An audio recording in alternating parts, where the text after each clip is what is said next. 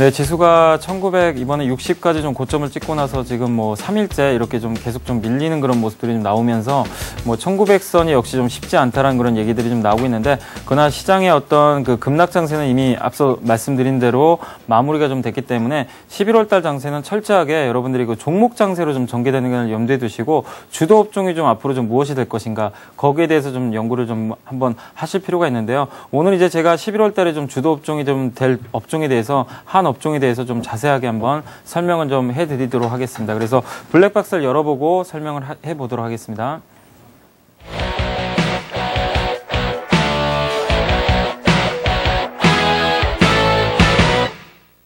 제가 이제 뭐 금융주는 좀 버리고 보험주는 좀 사라고 이제 제목을 좀 달아봤는데요. 일단 뭐 금융주 전반적으로 뭐 아주 나쁘다는 건 아니지만, 그 업종 내에서도 역시 그 보험주를 우리가 좀 선택을 할 필요가 좀 있기 때문에 그런 제목을 한번 좀 달아봤고요. 이 지금 대부분의 어떤 뭐 애널리스트들도 그렇고 전문가들도 마찬가지인데, 뭐 IT라든가 자동차에 대해서는 뭐 주도주에 대해서는 뭐 공통적인 의견들이 상당히 많습니다. 근데 대부분 보면 이 보험주에 대해서는 좀 상당히 좀 등한시하는 경우가 있기 때문에, 제가 왜 보험주가 앞으로 좀 주도 업종이 좀 될 수 있는지에 대해서 한번 자세하게 한번 설명을 한번 해드리겠습니다. 최근에 그 유럽발 위기가 좀 많이 완화가 되면서 이 금융주들이 특히 뭐 다른 업종에 비해서 상당히 많이 올랐습니다. 뭐 증권 업종도 그랬고, 이 뭐 신한지주를 비롯한 은행 업종들도 이 유럽발 리스크가 크게 해소가 되자 그 어떤 모멘텀을 좀 통해 가지고 상당히 좀 강력하게 그런 상승하는 그런 모습들이 나왔는데, 결국 이제 금융주가 올라갈 수 있었던 그런 배경에는 결국 이 유럽발 금융위기가 터지게 되면은 이 신용경색, 특히 이제 자금을 좀 구하기가 좀 어려울 것이라는 그런 어떤 우려감이 나오면서 금융주를 그동안 좀 상당히 압박을 했었는데, 이 신용경색이 해소가 되면서 앞으로 이제 금융시장이 좀 좋아질 것이다라는 그런 어떤 기대감이 반영이 됐기 때문에 이렇게 좀 주가가 좀 큰 폭으로 최근에 좀 반등을 했다, 이렇게 좀 생각을 하시면 될 것 같고요. 그러나 이제 우리가 여기서 그 주목을 해야 될 거는 금융주들의 어떤 주가 모멘텀은 아직은 좀 부족한 게 사실입니다. 일단 지금 제가 봤을 때는 기술적인 반등 수준으로 보고 있는데, 이 보험업종을 제외하고 증권이라든가 은행업종 같은 경우 주변 여건이 아직까지는 좀 크게 개선이 좀 되질 못하고 있습니다. 우리가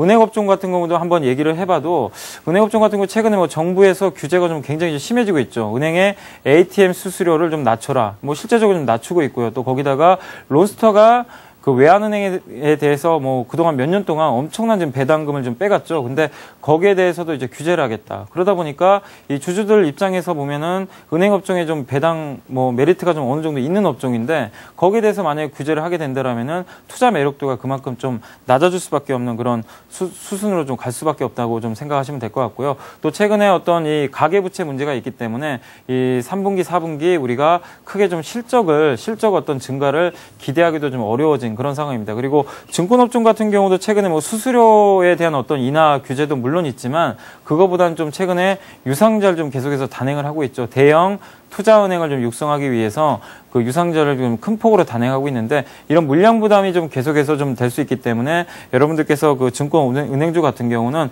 뭐 장기적으로 봤을 때야 뭐 나쁘진 않겠지만, 단기적인 어떤 모멘텀 측면에서는 좀 기술적 반등 수준의 이상의 어떤 상승이 좀 나오기는 어렵다는 걸 염두를 해두시고, 일단 좀 비중을 좀 줄이는 그런 전략을 좀 말씀 좀 드리고 싶고요. 자, 이제부터는 좀 보험주에 대해서 한번 말씀을 해드리겠는데요. 보험업종은 뭐 과거에는 사실 뭐 금융업종 내에서도 가장 소외를 많이 받았습니다. 뭐 증권 은행에 비해서도 한참 뒤쳐졌는데, 이제는 성장주로서 우리가 좀 바라봐야 될 것 같습니다.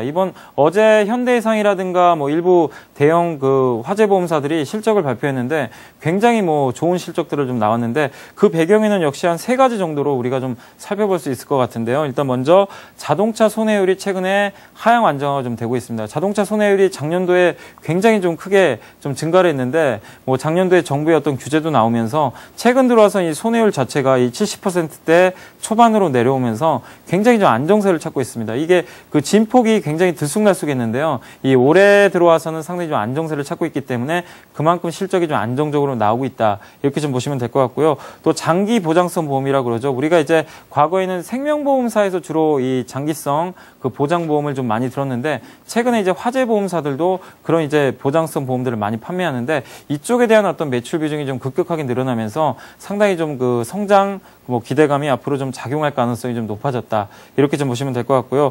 또 가장 중요한 부분은 역시 그 이 화재 보험사들의 좀 가장 중요한 부분이 바로 이 자동차 보험료인데, 이 자동차 보험료가 작년도에 이 손해율이 크게 급증을 하면서 일단 올려놨는데요. 이 올린 부분에서 최근에 손해율이 하향 안정화가 되고 있지만 자동차 이 보험료를 크게 낮추진 않고 있습니다. 일단 올해 말까지, 내년 초까지는 자동차 보험료를 낮추지 않겠다. 이런 이제 부분들을 확실하게 좀 발표를 했기 때문에, 그런 면에서 일단 뭐 어떤 실적적인 면에서 확실한 어떤 안전판을 좀 마련을 했다고 좀 그 투자자분들께서는 좀 한번 생각을 좀 해주시면 될 것 같습니다. 그래서 이 세 가지 면을 봤을 때 우리가 이 화재보험주 같은 경우는 앞으로도 어떤 그 11월 달에 특히 주도주로서의 어떤 면모를 계속 좀 갖춰나갈 수 있는 그런 업종으로 좀 보시면 될 것 같고요. 다만 뭐 보험사들이 화재보험만 있는 게 아니라 생보사들도 있는데, 생명보험사 같은 경우는 아직까지는 좀 부담이 있습니다. 왜냐면은 금리를, 오늘 뭐 호주가 금리를 인하한 것처럼 금리를 좀 인상하기가 좀 당분간은 쉽지가 않기 때문에 금리적인 측면에서 좀 모멘텀이 많이 좀 떨어져 있다. 이렇게 보시면 되겠고, 특히 삼성생명 같은 경우는 좀 물량 부담이 앞으로도 계속해서 가중될 수 있기 때문에 일단 생보사보다는 화재보험주 위주로 여러분들이 좀 투자를 하시는 그런 전략을 좀 말씀드리겠습니다. 자, 마지막으로 이 금융업종 전반에 대해서 좀 투자 전략하고 제가 한 두 종목 정도 좀 추천주를 좀 말씀을 좀 드리고 싶은데요. 일단 앞서 말씀드린 대로 증권과 은행, 생보사 같은 경우는 좀 비중을 좀 먼저 좀 축소를 하는 그런 전략을 좀 말씀드리고 싶고, 화재보험 쪽 이쪽으로 좀 비중을 확대하는 그런 전략을 좀 말씀드리겠고요. 투자 유망주로는 두 종목을 좀 말씀을 드리겠습니다. 현대해상하고 일단 코리안인데요. 먼저 제가 현대해상부터 좀 설명을 해드리겠습니다.